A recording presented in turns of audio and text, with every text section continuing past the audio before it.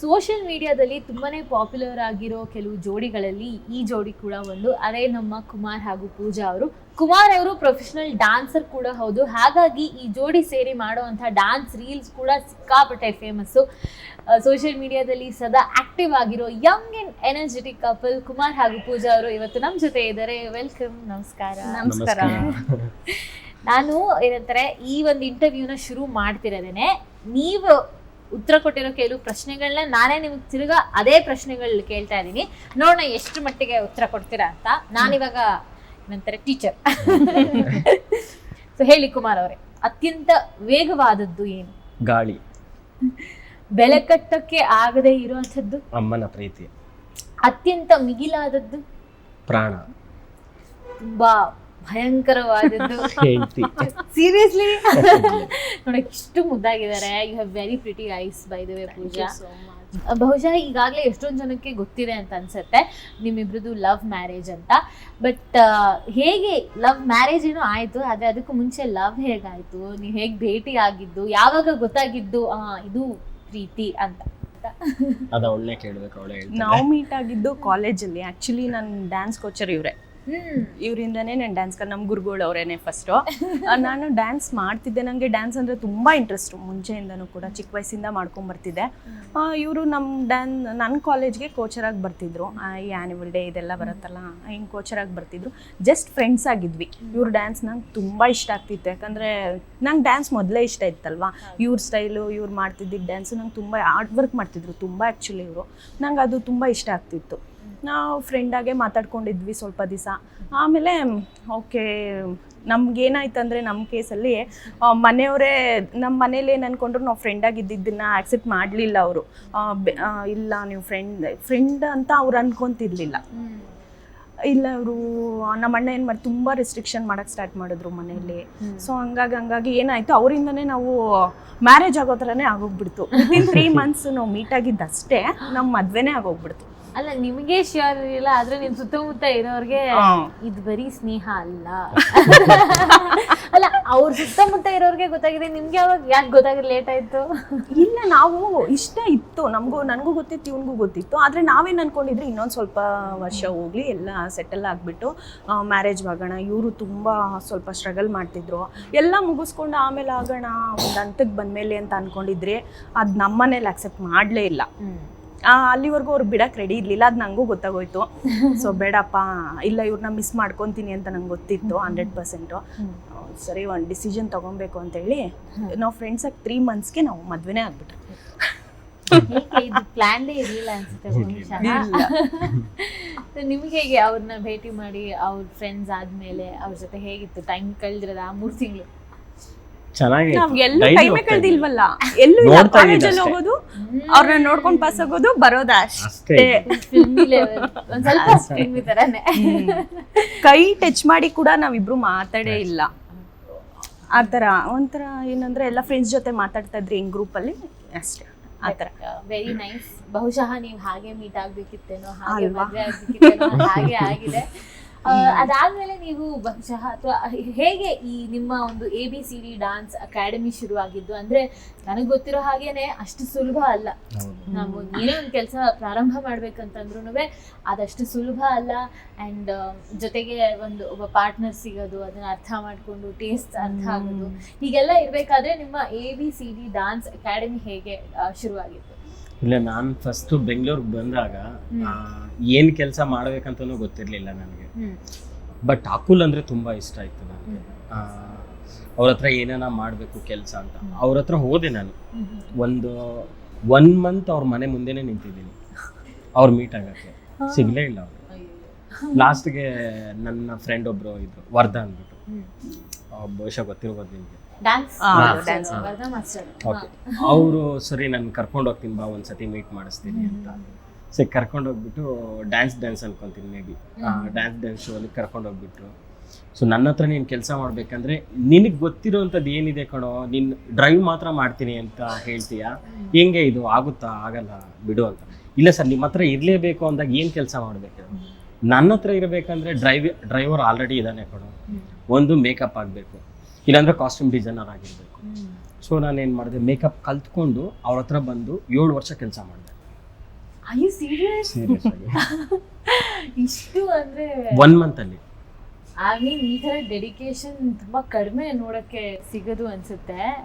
But I mean ನನಗೂ ಅಂದರೆ ಒಂದು ಮಟ್ಟಿಗೆ ಹೇಗೆ ಅಕುಲ್ ಅವ್ರ ಪರಿಚಯ ಇದ್ದಾರೆ, ಅವ್ರು ಸಿಕ್ಕಾಪಟ್ಟೆ ಏನಂತಾರೆ ವೆರಿ ವೆರಿ ಸಪೋರ್ಟಿವ್, ಅಂದರೆ ಅವ್ರೊಂಥರ ಡಿಫ್ರೆಂಟ್ ಕೈಂಡ್ ಆಫ್ ಮೋಟಿವೇಶನ್ ಅವ್ರ ಕಡೆಯಿಂದ ಸಿಗೋದು ನಮಗೆ. ಆ್ಯಂಡ್ ನೀವು ಅವ್ರ ಜೊತೆ 7 ವರ್ಷ ಕೆಲಸ ಮಾಡಿದ್ರಿ. ಬಟ್ ಅದೇ ಇವಾಗ ಹಿಂಗೆಲ್ಲ ಇರಬೇಕಾದ್ರೆ ನಿಮಗೆ ಡಾನ್ಸ್ ಅಂತ ಒಂದು ಇಷ್ಟ ಅಥವಾ ಅದ್ರ ಕಡೆ ಒಲವು ಶುರು ಆಗಿದ್ಯಾ ಅವಾಗ? ಅಂದ್ರೆ ನಾರ್ಮಲ್ ಆಗಿ ನಾನು ಪ್ರೊಫೆಷನಲಿ ಡ್ಯಾನ್ಸರ್, ಬಟ್ ಅವ್ರ ಜೊತೆಲಿ ಇರ್ಬೇಕಲ್ವ, ಅವ್ರು ನನಗೆ ತುಂಬಾ ಇಷ್ಟ ಆಗಿರೋದ್ರಿಂದ ಅವ್ರ ಜೊತೆಲಿ ಇರ್ಬೇಕಲ್ವ ಅಂತ ನಾನು ಮೇಕಪ್ ಕಲ್ತ್ಕೊಂಡೆ. ಸೊ ಮೇಕಪ್ ಕಲ್ತ್ಕೊಂಡಾದ್ಮೇಲೆ ಅವ್ರು ಬರೀ ಡ್ಯಾನ್ಸ್ ಶೋನೇ ಮಾಡ್ತಾ ಇದ್ರು ಕಂಟಿನ್ಯೂಸ್ ಆಗಿ. ಸೊ ಅಟ್ಲೀಸ್ಟ್ ನಂದು ಒಂದು ಡ್ಯಾನ್ಸ್ ಕ್ಲಾಸ್ ಇದ್ರೆ ನನಗೂ ಏನಾನ ಒಂದು ಯೂಸ್ ಆಗುತ್ತಲ್ವಾ ಅಂತ ಅವ್ರನ್ನೇ ಕೇಳಿದೆ ನಾನು, ಸರ್ ನಾನು ಡ್ಯಾನ್ಸ್ ಸ್ಕೂಲ್ ಮಾಡ್ಲಾ ಅಂತ. ಮಗನೇ ಸುಮ್ಮನಿರೋ, ಆರಾಮಾಗಿ ಕೆಲಸ ಮಾಡು. ಅದಾದ್ಮೇಲೆ ಅವ್ರು ಹೇಳಿದ್ರು ಒಂದಲ್ಲ ಒಂದ್ ದಿವಸ, ನೀನ್ ಇದ್ರಲ್ಲಿ ಚೆನ್ನಾಗಿ ದುಡ್ಡು ಮಾಡು, ನಿನ್ ಕಾಲ್ ಮೇಲೆ ನೀನು ನಿಂತ್ಕೊಂಡು ಕ್ಲಾಸ್ ಮಾಡು ಅಂತ. ಸೊ ಓಕೆ, ಹಂಗೆ ಅವ್ರು ಹೇಳ್ದಂಗೆ 7 ವರ್ಷ ಕೆಲಸ ಮಾಡಿದೆ. ಬಟ್ ಅವ್ರು ಯಾವತ್ತೂ ಅಷ್ಟೇ ನನ್ನ ಕೈ ಬಿಟ್ಟಿಲ್ಲ. ಈಗೂ ಅಷ್ಟೇ ಆ ಬ್ರಾಂಚಸ್ ಎಲ್ಲ ಮಾಡಿರೋದು ಅವ್ರ ದಯದಿಂದ ಅಷ್ಟೇ. ಹೌದು, ಅಂದ್ರೆ ಒಂದು ಶುರು ಮಾಡ್ಬೇಕಂತ ಆಸೆ ಇರುತ್ತೆ, ಆದ್ರೆ ಅದು ತುಂಬಾ ವರ್ಷನೇ ಸ್ಟ್ರಗಲ್ ಮಾಡ್ಬಿಟ್ವಿ. ಯಾಕಂದ್ರೆ ನಾವು ಈವೆಂಟ್ಸು ಇಲ್ಲೆಲ್ಲ ಡ್ಯಾನ್ಸ್ ಮಾಡಿ, ನನಗೆ ಆವಾಗ ಸಿಚುವೇಶನ್ ಹೆಂಗಿತ್ತು ಅಂದ್ರೆ ಇವ್ರ ಮನೆಯಲ್ಲೂ ನಮ್ಮನ್ನ ಅಕ್ಸೆಪ್ಟ್ ಮಾಡಲಿಲ್ಲ, ನಮ್ಮ ಮನೇಲೂ ಅಕ್ಸೆಪ್ಟ್ ಮಾಡಲಿಲ್ಲ, ಲವ್ ಮ್ಯಾರೇಜ್ ಆಗಿರೋದ್ರಿಂದ ನಾವು ಇಂಡಿವಿಜುವಲ್ ಆಗಿ ಬಂದ್ಬಿಟ್ವಿ. ಮನೆ ರೆಂಟ್ ಕಟ್ಟಕ್ಕೆ ಇದೆಲ್ಲ ನಾವೇ ನೋಡ್ಕೊಬೇಕಿತ್ತು. ಆಗ ನನಗೂ ಅಷ್ಟು ಬುದ್ಧಿ ಇಲ್ಲ, ಏನು ಮಾಡಬೇಕಿತ್ತು, ನಾನು ಡ್ಯಾನ್ಸ್ ಮಾಡಲೇಬೇಕಿತ್ತು. ನಮ್ಗೆ ಡ್ಯಾನ್ಸ್ ಬಿಟ್ಟು ಬೇರೆ ಗೊತ್ತಿಲ್ಲ, ಬೇರೆ ಕೆಲಸ ಮಾಡೋಕ್ಕೆ ಬರ್ತಿರ್ಲಿಲ್ಲ ನಮಗೆ. ಸೊ ಅವಾಗ ಕಲ್ತು ಎಲ್ಲ ಪ್ರಿಪೇರ್ ಆಗಿ ಮಾಡಿಕೊಂಡು ಡ್ಯಾನ್ಸ್ ಕ್ಲಾಸ್ ಮಾಡಬೇಕಂತ ಅವಾಗಿಂದ ಆಸೆ ಇತ್ತು. ನನಗೂ ಇಷ್ಟ, ಇವ್ರಿಗೂ ಇಷ್ಟ ಎಲ್ಲ ಮಾಡಬೇಕು. ಅದು ಲಾಸ್ಟಿಗೆ ಎಂಡಾಗಿದ್ದು ಅಕುಲ್ ಸರಿಂದ. ಅಲ್ಲಿ ಅವ್ರ ಹತ್ರ ಕೆಲಸ ಮಾಡಿ ಆಮೇಲೆ ಡ್ಯಾನ್ಸ್ ಕ್ಲಾಸ್ ಅಂತ ಮಾಡ್ಕೊಂಡ್ರೆ ಅದು ಇವಾಗ ಬ್ರಾಂಚಸ್ ಆಗ್ತಾ ಇದೆ. ಅದೇ ನಿಮ್ಗೂ ಡ್ಯಾನ್ಸ್ ಅಂದ್ರೆ ಇಷ್ಟ ಇತ್ತು, ಅವರೇ ಆಕ್ಚುಲಿ ನಿಮ್ಗೆ ಕೋಚ್ ಕೂಡ ಮಾಡ್ತಿದ್ರು ಅಂತ ಹೇಳಿದ್ರಿ. ಈ ಒಂದು ಡಾನ್ಸ್ ಸ್ಕೂಲ್ ಓಪನ್ ಮಾಡುವಾಗ ನಿಮ್ ಜರ್ನಿ ಹೇಗಿತ್ತು? ಅಂದ್ರೆ ನೀವು ಈಗ ಅವ್ರು ಸ್ಟ್ರಗಲ್ ಮಾಡೋದೆಲ್ಲ ನೋಡಿದೀರಾ ಅಂತ ಹೇಳಿದ್ರಲ್ಲ, one day finally dance school open ಆದಾಗ ಹೇಗಿತ್ತು ಆ ಫೀಲಿಂಗ್? ತುಂಬಾ ಖುಷಿ ಆಯ್ತು ಅವತ್ತು ಮಾತ್ರ. ಇವಾಗ್ಲೂ ಅಷ್ಟೇ, ಪ್ರತಿ ನಾವು ಬ್ರಾಂಚ್ ಓಪನ್ ಮಾಡಿದಾಗ ಅದೇ ಖುಷಿ ಆಗುತ್ತೆ, ಸೇಮ್ ಅದೇ ಸ್ಟ್ರಗಲ್ ಇರುತ್ತೆ, ಅದೇ ಖುಷಿ ಆಗ್ತಾ ಇದೆ. ಏನಂದ್ರೆ ಈಗ ನಮ್ಗೆ ಕಾಂಪಿಟೇಷನ್ಸು ಜಾಸ್ತಿ ಇದೆ. ಮುಂಚೆ ನಾವು ಮಾಡುವಾಗ ಅಷ್ಟು ಇರ್ಲಿಲ್ಲ, ಈಗ ತುಂಬಾ ಕಾಂಪಿಟೇಷನ್ಸ್ ಇದೆ. ಓಕೆ, ಅದ್ರಲ್ಲೆಲ್ಲ ಏನು ನಮ್ದು ಬೆಟರ್ ಆಗಿದೆ ಕ್ಲಾಸ್ ಅಂತ ಇವಾಗ ಒಂದೇನೋ ಖುಷಿ ಆಗತ್ತೆ. ಓಕೆ, ನಾವೆಲ್ಲೂ ಡೌನ್ ಇಲ್ಲ, ಬೆಳೀತಾ ಇದೀವಿ, ಏನು ಕೆಳಗಡೆ ಬರ್ತಾ ಇಲ್ಲ ಅನ್ನೋದೊಂದಿದೆ ಸ್ಯಾಟಿಸ್ಫ್ಯಾಕ್ಷನ್. ಖಂಡಿತ, ನಿಜವಾಗ್ಲು. ಆಮೇಲೆ ಹಂಗೆ ನೋಡಕ್ ಹೋದ್ರೆ ಒಂದ್ ಕಡೆ ಆ ಜರ್ನಿ ಅಂದ್ರೆ ನಿಮ್ ಸೋಷಿಯಲ್ ಮೀಡಿಯಾದಲ್ಲೂ ಒಳ್ಳೆ ಫಾಲೋವಿಂಗ್ ಇದೆ, ಜನ ತುಂಬಾ ಇಷ್ಟಪಡ್ತಾರೆ, ಡಾನ್ಸ್ ರೀಲ್ಸ್ ಎಲ್ಲ ಮಾಡ್ತೀರಾ. ಓಕೆ, ಈ ತರ ರೀಲ್ಸ್ ಮಾಡಿ ಜನಕ್ಕೆ ಎಂಟರ್ಟೈನ್ ಮಾಡ್ಬೋದು. This is also source of ಏನಂತಾರೆ, ನಮಗೆ ಒಂದು ನಮ್ಮ ಕಲೆ ಏನಿರುತ್ತೆ ಅದನ್ನ ಹೊರಗಡೆ ಹಾಕೋದಕ್ಕೆ ಇದು ಒಂದು ಪ್ಲಾಟ್ಫಾರ್ಮ್ ಅಂತ ಅನ್ಸಿದ್ದು ಯಾವಾಗ ಸೋಷಿಯಲ್ ಮೀಡಿಯಾದಲ್ಲಿ ಆಕ್ಟಿವ್ ಆದ್ರಿ ಇಬ್ರು? ಇದೇನಾಯ್ತು ಅಂದರೆ ಇವರು ಯಾವಾಗಲೂ ನಾನು ಮಾಡ್ತಿರ್ಲಿಲ್ಲ ರೀಲ್ಸ್, ನಂಗೆ ಅದಷ್ಟು ಫೋಟೋಸು ಈ ರೀಲ್ಸ್ ಎಲ್ಲ ಇಷ್ಟ ಆಗ್ತಿರ್ಲಿಲ್ಲ. ಇವ್ರು ಯಾವಾಗಲೂ ಬೇರೆದು ನೋಡಿಬಿಟ್ಟು ಮಾಡೋಕ್ಕೆ ಟ್ರೈ ಮಾಡೋದು, ವಿಲನ್ ಕ್ಯಾರೆಕ್ಟರ್ಗಳನ್ನ ಮಾಡೋಕ್ಕೆ ಟ್ರೈ ಮಾಡೋದು, ಇದೆಲ್ಲ ಮಾಡ್ತಿದ್ರು ಮನೇಲಿ. ಏನೇ ಮಾಡಿದ್ರು ವ್ಯೂಸ್ ಬರ್ತಾ ಇರಲಿಲ್ಲ, ಏನೇ ಮಾಡಿದ್ರು ಲೈಕ್ಸ್ ಬರ್ತಿರ್ಲಿಲ್ಲ. ಅದೆಷ್ಟು ಅಕೌಂಟ್ ಓಪನ್ ಮಾಡಿಬಿಟ್ಟಿದ್ರು ಗೊತ್ತಿಲ್ಲ. ಆಮೇಲೆ ಫೈನಲಿ ಬಂದು ಹೇಳ್ತಿದ್ರು ಯಾವಾಗಲೂ, ನಂಗೆ ಇದರಲ್ಲಿ ಏನಾದರೂ ಮಾಡಬೇಕಂತ ಇಷ್ಟ, ರೀಲ್ಸಲ್ಲಿ ಫೇಮಸ್ ಆಗಬೇಕಂತ ಇಷ್ಟ, ನಾವಿಬ್ಬರು ಮಾಡೋಣ ಬಾ ಅಂತ. ನಾನು ಮಾಡಲಿಲ್ಲ. ಅವಾಗ ಏನು ಮಾಡಿದ್ರಿ, ನನಗೆ ಅಷ್ಟಾಗಿ ಫೇಸ್ ಮಾಡೋಕ್ಕೆ ಕ್ಯಾಮ್ರಾಗೆ ಗೊತ್ತಾಗ್ತಾ ಇರಲಿಲ್ಲ. ಸೊ ಅವಾಗ ನಾವೇನು ಸ್ಟಾರ್ಟ್ ಮಾಡಿದ್ರಿ, ಡ್ಯಾನ್ಸಿಂದ ಸ್ಟಾರ್ಟ್ ಮಾಡ್ಕೊಂಡ್ರಿ ಫಸ್ಟು.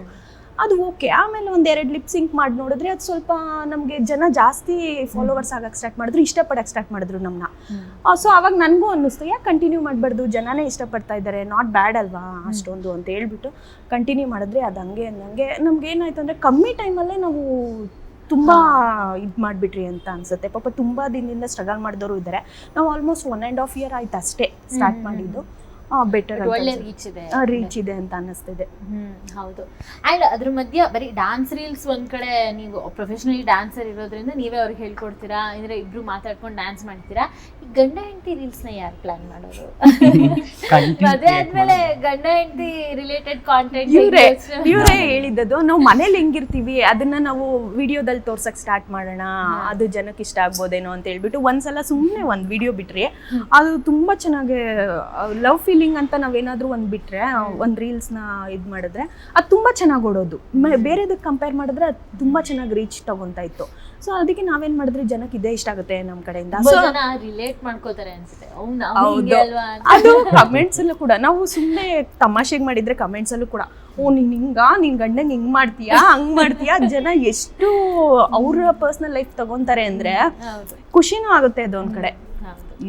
ಅಂಡ್ ಶೀಸ್ ಪ್ರೆಗ್ನೆಂಟ್ ಅಂತ ವಿಷಯ ಗೊತ್ತಾದ್ಮೇಲೆ ಅಂದ್ರೆ ನನ್ಗೇನ್ ಅನ್ಸುತ್ತೆ ಅಂದ್ರೆ ನಿಮ್ಗೆಲ್ಲ ಒಂದ್ ಒಳ್ಳೆ ರೀಚ್ ಇರ್ಬೇಕಾದ್ರೆ, ಒಂದ್ ಒಳ್ಳೆ ಫಾಲೋಯಿಂಗ್ ಇರ್ಬೇಕಾದ್ರೆ ನೀವು ಹೆಂಗೆ ಎಂಟರ್ಟೈನ್ ಮಾಡ್ತೀರಾ, ಅಟ್ ದ ಸೇಮ್ ಟೈಮ್ ಸಮಾಜಕ್ಕೆ ಏನಾದ್ರು ಹೆಲ್ಪ್ ಆಗೋ ಥರನೂ ನೀವು ರೀಲ್ಸ್ ಎಲ್ಲ ಮಾಡಿದೀರಾ, ಪ್ರೆಗ್ನೆನ್ಸಿ ರಿಲೇಟೆಡ್ ಒಳ್ಳೆ ರೀಲ್ಸ್ ಮಾಡಿ ಹಾಕಿದೀರಾ. ಇದೆಲ್ಲ ಏನಂದ್ರೆ ಪ್ಲಾನ್ ಮಾಡ್ತೀರಾ ಅಥವಾ ಸುಮ್ಮನೆ ಓಕೆ ಈ ತರ ಮಾಡಿ? ನಾವು ಅದನ್ನ ಹೆಂಗ್ ತಗೊಂತೀವಿ ಅಂದ್ರೆ ನಮ್ಮ ಮನೇಲಿ ನಾವಿಬ್ರು ಹೆಂಗಿರ್ತೀವಿ ಅದ್ರ ರಿಲೇಟೆಡೇ ತಗೊಂತೀವಿ ನಾವು. ನಾವಿಬ್ರು ಏನಾದ್ರು ಇವಾಗ ನಮ್ಮಲ್ಲೇ ಒಂದು ಇನ್ಸಿಡೆಂಟ್ ಆಗಿರ್ಬೋದು, ಇದನ್ನ ನಾವು ತೋರ್ಸೋಣ, ಇದನ್ನ ರೀಲ್ ತರ ಮಾಡೋಣ, ಈ ತರ ರೇರ್ ಆಗಿ ಎಲ್ಲೋ ನಾವು ಥಿಂಕ್ ಮಾಡಿ ಮಾಡೋದ್ ರೀಲ್ಸು ಬೇರೆ. ನಾವಿಬ್ರು ಏನಿರ್ತೀವಿ ಅದನ್ನೇ ಆಲ್ಮೋಸ್ಟ್ ನಾವು ರೀಲ್ಸ್ ಮಾಡಿರ್ತೀವಿ. ಅದಕ್ಕೆಲ್ಲ ಹೆಂಗ್ ಬಂದಿದೆ ರೆಸ್ಪಾನ್ಸ್? ಚೆನ್ನಾಗಿದೆ ತುಂಬಾ. ನಾವು ಕಾಂಟೆಂಟ್ ಯಾವುದೇ ಮಾಡಿದ್ರು ತುಂಬಾ ಚೆನ್ನಾಗಿ ರೀಚ್ ಆಗುತ್ತೆ, ಜನಕ್ಕೆ ತುಂಬಾ ಇಷ್ಟ ಆಗುತ್ತೆ. ಬಟ್ ನಮ್ಮ ಅಡುಗೆ ಮನೆ ತುಂಬಾ ಫೇಮಸ್. ನನ್ನ ನೆಕ್ಸ್ಟ್ ಪ್ರಶ್ನೆ ಅದೇ ಆಗಿತ್ತು, ನೀವು ಬಹುಶಃ ಮನೇಲಿ ಜಾಸ್ತಿ ಅಡುಗೆ ಮನೇಲೆ ಇರ್ತೀವಿ, ನಾವಿಬ್ರು ಒಟ್ಟಿಗೆ ಕುಕ್ ಮಾಡ್ತೀವಿ. ಯೂಶಲಿ ರೀಲ್ಸ್ ಅಲ್ಲಿ ಅನ್ಕೊಂತಾರೆ ನಾವು ರೀಲ್ಸ್ ಮಾಡುವಾಗ ಮಾತ್ರ ಒಟ್ಟಿಗೆ ಕುಕ್ ಮಾಡ್ತೀವಿ ಅಂತ. ಇಲ್ಲ, ನಾವಿಬ್ರು ಯೂಶಲಿ ಏನ್ ಮಾಡ್ತೀವಿ, ಕೆಲ್ಸಕ್ಕೆ ಹೋಗ್ತೀವಿ, ಬೆಳಗ್ಗೆ ಡ್ಯಾನ್ಸ್ ಕ್ಲಾಸ್ಗೆ ಹೋದ್ರೆ ಎಲ್ಲ ಮುಗಿಸ್ಕೊಂಡ್ಬಂದು ಫ್ರೀ ಟೈಮಲ್ಲಿ ಇಬ್ರು ಒಟ್ಟಿಗೆ ಕುಕ್ ಮಾಡ್ತೀವಿ, ಇಬ್ರು ಒಟ್ಟಿಗೆ ಮನೆ ಕೆಲಸ ಮಾಡ್ತೀವಿ. So nice, very sweet. ಅದೇ ನಾನು ಅಡುಗೆ ಮನೇಲಿ ನೀವು ಒಂದು ಚಿಕ್ಕ ಸ್ಟುಡಿಯೋ ಸೆಟಪ್ ಹಾಕೊಂಬಿಡಿ, ಗ್ಯಾಪ್ ಅಲ್ಲಿ ಹಂಗೆ ಒಂದು ಕ್ಯಾಮ್ರಾ ಹಿಂಗೆ ಸೆಟಪ್ ಮಾಡಿ ಒಂದು ರೀಲ್ ಮಾಡ್ಬಿಡ್ಬೋದು. ಅಂಡ್ ಆಕ್ಚುಲಿ ನೀವು ಹೇಳ್ದಂಗೆನೆ ಅಂದ್ರೆ ಅದೇ ನಾವ್ ಎಲ್ಲಿ ಜಾಸ್ತಿ ಕಾಲ ಕಳೀತೀವಿ ಗೊತ್ತಾ, ಅಲ್ಲೇ ತುಂಬಾ ನ್ಯಾಚುರಲ್ ಆಗಿ ನಿಜ ನಮ್ಗೆ ತುಂಬಾ ಖುಷಿ ಕೊಡೋ ಪ್ಲೇಸ್ ನಮ್ಮ ಅಡಿಗೆ ಮನೆನೇ. ಯಾಕಂದ್ರೆ ಬೆಳಗ್ಗೆಯಿಂದ ಸ್ಟ್ರೆಸ್ ಇರೋದೆಲ್ಲ ರಿಲೀಫ್ ಆಗುತ್ತೆ, ಇಬ್ರು ಮಾತಾಡ್ಕೊಂಡು ಕುಕ್ ಮಾಡಿದಾಗ ಖುಷಿ ನಿಜವಾಗ್ಲೂ ನನಗೆ. ಕುಮಾರ್ ಅವ್ರು ಯಾವ ಅಡುಗೆ ಚೆನ್ನಾಗಿ ಮಾಡ್ತಾರೆ? ಹೆಂಗೆ ನಿಮ್ಗೆ ಕುಕಿಂಗ್ ಅಲ್ಲಿ ಯಾವ ತರ ಇಂಟ್ರೆಸ್ಟ್ ಇದೆ? ಇಲ್ಲ, ಕುಕ್ಕಿಂಗ್ ಕಲ್ತಿದ್ದು ನಾನು ಮದ್ವೆ ಆದ್ಮೇಲೆ ಬಟ್ ಒಂದ್ ಶೋ ಅಲ್ಲಿ ಕಲ್ತಿದ್ದ. ಅದೆಲ್ಲ ಕುಕ್ಕು ವಿತ್ ಕಿರಿಕು ಅಂತ ಒಂದು ಸುವರ್ಣದಲ್ಲಿ ಒಂದು ಶೋ ಬರ್ತಾ ಇತ್ತು, ಅದು ಹೌದು ಚೆನ್ನೈಯಲ್ಲಿ ನಡೀತಾ ಇದ್ದಿದ್ದು. ಅಲ್ಲೇ 3 ತಿಂಗಳಿದ್ದೆ ಚೆನ್ನಾಗಿ, ಅಲ್ಲಿ ಮಾಡೋದೆಲ್ಲ ಕಲ್ತು. ಅದ್ ಬಂದ್ ನನ್ ಮೇಲೆ ಟ್ರಯಲ್ ಮಾಡ್ತಿದ್ರು ಮನೇಲಿ, ಇದ್ ಮಾಡ್ಕೊಡ್ತೀನಿ ಅದ್ ಮಾಡ್ಕೊಡ್ತೀನಿ. ಮಾಡ್ತಿದ್ರ ಕಿರಿಕ್ ಮಾಡ್ತಿದ್ರ? ಎರಡು ಮಾಡ್ತಿದ್ರು. ಅದ್ ನನ್ ತಿನ್ನೋ ಕಿರಿಕ್ ಆಗ್ತಿತ್ತದು ಸ್ಟಾರ್ಟಿಂಗ್. ಆಮೇಲೆ ಕಲ್ತ್ಕೊಂಡ್ಬಿಟ್ರು ಎಲ್ಲ. ತುಂಬಾ ನನ್ಗಿಂತ ಚೆನ್ನಾಗ್ ಮಾಡೋದ್ ಕಲ್ತ್ಕೊಂಡ್ಬಿಟ್ಟಿದ್ದಾರೆ ಇವಾಗ. ನಾನ್ ವೆಜ್ ಚೆನ್ನಾಗಿ ಮಾಡ್ತಾರೆ. Very good. ಅಂದ್ರೆ ಅದೇ ಇನ್ನೊಂದೇನಂದ್ರೆ ಅಡುಗೆ ಮನೆಯಲ್ಲಿ ನೀವು ಮಾಡೋ ರೀಲ್ಸ್ ಕೂಡ ಬಹಳ ಜನ ಇಷ್ಟಪಡ್ತಾರೆ. ಹಂಗ್ ನೋಡಕ್ ಹೋದ್ರೆ ನಿಮ್ ರೆಸ್ಪಾನ್ಸ್ ಎಲ್ಲ ಚೆಕ್ ಮಾಡ್ತಿರ್ತೀರಾ ಅಲ್ವಾ ನೀವು? ಯಾವ ವಯಸ್ಸಿನ ಬೆಲ್ಟ್ ಅಂದ್ರೆ ಈ ಏಜ್ ಇಂದ ಈ ಏಜ್ ಅವ್ರವರೆಗೂ ಜಾಸ್ತಿ ಫಾಲೋ ಮಾಡ್ತಾರೆ, ಇಷ್ಟಪಡ್ತಾರೆ, ಲೈಕ್ ಮಾಡ್ತಾರೆ ಅಂತ ಇದೆ ನಿಮ್ಮ ಅಕೌಂಟ್? ನಮ್ಮ ಏಜ್ ಅವರೇ ಕಪಲ್ಸೇ 25+ ಜಾಸ್ತಿ ಇದ್ದಾರೆ. ಬಟ್ ತುಂಬಾ ಇಲ್ಲ ದೊಡ್ಡವರು ಇದ್ದಾರೆ. ಯಾಕಂದ್ರೆ ನಾನು ಒಂದು ಬನಿಯನ್ ಹಾಕೊಂಡ್ ಮಾಡಿದ್ರು ಪ್ಲೀಸ್ ಈ ತರ ಮಾಡ್ಬೇಡಿ ಅಂತ ಕಮೆಂಟ್. ಹೌದು, ಮಕ್ಕಳೆಲ್ಲ ನೋಡ್ತಾ ಇರ್ತಾರೆ ನಿಮ್ ವಿಡಿಯೋಸ್. ನಾವ್ ಅದಕ್ಕೆ ತುಂಬಾ ರೊಮ್ಯಾಂಟಿಕ್ ಇರೋದು, ತುಂಬಾ ವಲ್ಗರ್ ಅನ್ಸೋದು ಇದು ಯಾವ್ದು ಮಾಡಲ್ಲ. ಡಿಸೆಂಟ್ ಆಗಿರೋ ವಿಡಿಯೋಸ್ ನೋಡಕ್ ಹೋದ್ರೆ ಯಾವ ಏಜ್ ಅವ್ರು ಬೇಕಾದ್ರೂ ನೀವು ನೋಡ್ಬೋದು. ಖುಷಿನೇ ಆಗುತ್ತೆ, ಅಟ್ ದಿ ಎಂಡ್ ಎಂಟರ್ಟೈನ್ ಆಗುತ್ತೆ ಅನ್ನೋದು. ಈಗ ಏನಂತಾರೆ ಜರ್ನಿ ಇವಾಗ ಹೀಗಿದೆ, ಡ್ಯಾನ್ಸ್ ಕ್ಲಾಸ್ ಶುರು ಮಾಡಿದ್ದೀರಾ, ಸೋಷಿಯಲ್ ಮೀಡಿಯಾದಲ್ಲೂ ಕಾಂಟೆಂಟ್ ಎಲ್ಲ ಮಾಡ್ತಾ ಇದ್ದೀರಾ. ನೀವು ತುಂಬ ಹಿಂದೆ ಹೋಗೋದಾದ್ರೆ ಕುಮಾರ್, ನೀವು ಹೇಗೆ ಇದ್ದಿದ್ದು, ನಿಮ್ಮ ಚೈಲ್ಡ್ಹುಡ್ ಹೇಗಿದ್ದಿದ್ದು, ನಿಮ್ಮ ಸ್ಕೂಲ್ ಡೇಸ್ ಹೇಗಿದ್ದಿದ್ದು? ನೀವು ಹುಟ್ಟು ಬೆಳೆದಿದ್ದೆ ಆನೇಕಲ್ಲಲ್ಲಿ, ವಿಧಾತ್ ಸ್ಕೂಲ್ ಓದ್ತಾ ಇದ್ದೀನಿ, ವಿಧಾತ ಸ್ಕೂಲ್ ಅಂತ. ಸೊ ಆಗ್ಲಿಂದನೂ ಡಾನ್ಸ್? ಬಟ್ ಶುದ್ಧ ಸೋಂಬೇರಿ, ಏನು ಬರಲ್ಲ ನನಗೆ, ಓದಕ್ಕೆ ಬರ್ತಿರ್ಲಿಲ್ಲ. ಡ್ಯಾನ್ಸ್ ಕೊಟ್ಮೇಲೆ ದೇವರು ಇದೊಂಚೂರು ಕಡಿಮೆ ಮಾಡಿರ್ಬೋದು ಅಷ್ಟೇ. ಸೊ ನೀವು ಅಂದ್ರೆ ಚೇಷ್ಟೆ ಮಾಡ್ತಿದ್ರಾ? ಲಾಸ್ಟ್ ಬೆಂಚಲ್ಲಿ ಕುತ್ಕೊಂಡು ಕ್ಲಾಸ್ ಅಟೆಂಡ್? ಇಲ್ಲ, ಫಸ್ಟ್ ಬೆಂಚಲ್ಲೇ ಕುಂಡಿಸ್ತಾ ಇದ್ರು, ಹೈಟ್. ಬಟ್ ಓದ್ತಾ ಇರ್ಲಿಲ್ಲ ಅಷ್ಟೇ. ಅದೊಂದು ಅವ್ರು ಏನ್ ಮಾಡಿದ್ರಂತೆ, ಅವ್ರ ಅಮ್ಮ ಹೇಳಿದ್ದು 10th ಇನ್ನೇನು ಎಕ್ಸಾಮ್ ಬರೀವಾಗ ಇವರು ಅವಾಗ್ಲೇನೆ ಆರ್ಕೆಸ್ಟ್ರಾ ಡ್ಯಾನ್ಸ್ ಎಲ್ಲ ಮಾಡೋದು ಚಿಕ್ಕ ವಯಸ್ಸಿಂದಾನೇ ಸ್ಟಾರ್ಟ್ ಮಾಡ್ಕೊಂಡ್ಬಿಟ್ಟಿದ್ರು. ಸ್ಕೂಲ್ ಬಂಕ್ ಹಾಕ್ಬಿಟ್ಟು ಹೋಗೋದು, ಆ ಥರ ಎಲ್ಲ ಮಾಡೋದು, ದಿನ ಡೈಲಿ ಕಂಪ್ಲೇಂಟು. 10th ಇನ್ನೇನು ಎಕ್ಸಾಮ್ ಬರೆಯೋ ಟೈಮಲ್ಲಿ ಎಕ್ಸಾಮ್ ಇದ್ರೂ ಕೂಡ ಯಾವುದೋ ಶೋಗೆ ಹೋಗ್ಬಿಟ್ಟಿದ್ದಾರೆ ಎಲ್ಲರ ಜೊತೆ, ಟ್ರೂಪ್ ಜೊತೆ. ಕುಣಿಯೋಣ ಬಾರ.